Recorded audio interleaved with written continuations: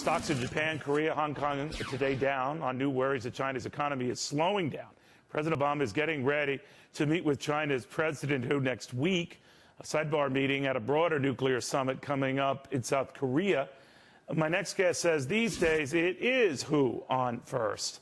Peter Kiernan is the author of Becoming China's Bitch, and the title notwithstanding, and I wasn't just blowing smoke toward my author here. It is a great book because it's very, very clear. And though the title might sound like bluster, the book is not.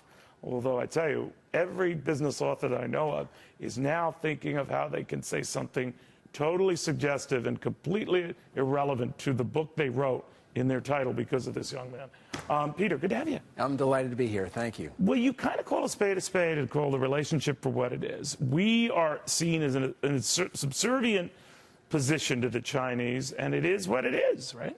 What's mostly surprising to Americans when they look at it is that we've allowed it to happen. Why have we allowed it to happen? You know, when I was a boy, I've talked about this, we had the greatest minds in our generation, Brzezinski and Kissinger, watching every twist and turn in the Soviet Union.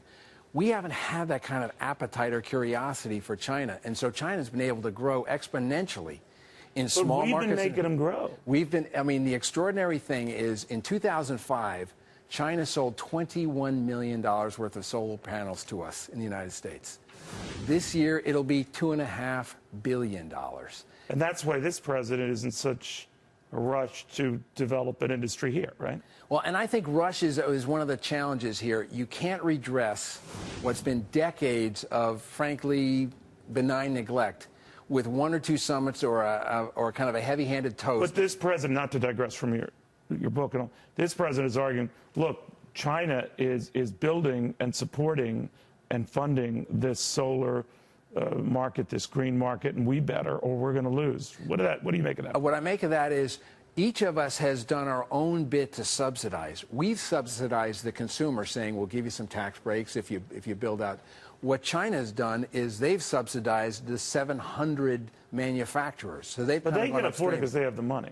Well, they also have something different. They have a planned economy. And when they decide we're going to support solar, they don't have the kind of cross currents that our president does. The party decides, and that's where the money goes. But I ask you this, Peter, and you get into this a little bit, but you remind us that we are in the driver's seat. I mean, in various ways, you talk about the fact that we've built this. They have this trade surplus because we buy their stuff. No question about it. But how do we flip that around so they buy our stuff? I mean, they rig their currency. They fix it to the point where they have a home field advantage even when they're not playing in their home field. So what do we do to compel them to change when they feel there's no reason to? Well, I think it's essential that we do it, and the way to do it is to embrace them vigorously. And I'll give you two examples.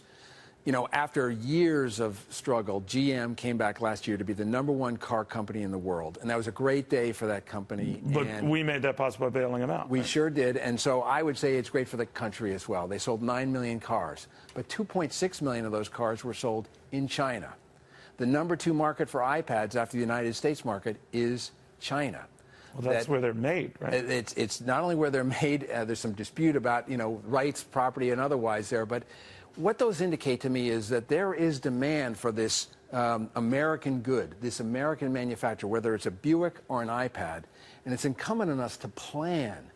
You know, when I was in China just weeks ago, they're watching every little move in the Republican primary. When you were there, how did that go? Did they have, people following you, soldiers? Actually, it's interesting. Guns at you? No guns at me. I was certainly followed in Tiananmen Square. I was aware that I was a guest in their country and I behaved as such. That's what I did. What are they? They're very big into demeanor and performer positioning and looks. They look at the title of that book. I don't know what the Chinese or Mandarin version of bitch is. I certainly don't speak enough well to say it on television. Do they know that title? Do they resent that title? Do they resent that portrayal? I think what they like is the fact that I've described their economy as planned and thought through, and that their psychology is such that they want to be G1 out of the G8. So you, in a way, kind of put in writing how they feel in their hearts. They feel good. And I've talked to a lot of people, and some of the bets they've made, and I'll give you another example. You know, we're a major player in world trade. Right. But if you look at the top 10 ports the shipping ports in the world, the United States today has 0. China has 6 of them.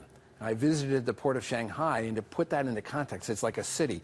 Take the top 7 ports in the United States. It does not equal the size and scope of the Shanghai port. Now, people who say, let's go short China will say that's an overinvestment in infrastructure. But what they're doing is saying, we watched how the United States built their infrastructure in the time of their expansion, whether it was railroads. Yeah, but they're doing it at hyperspeed. They are.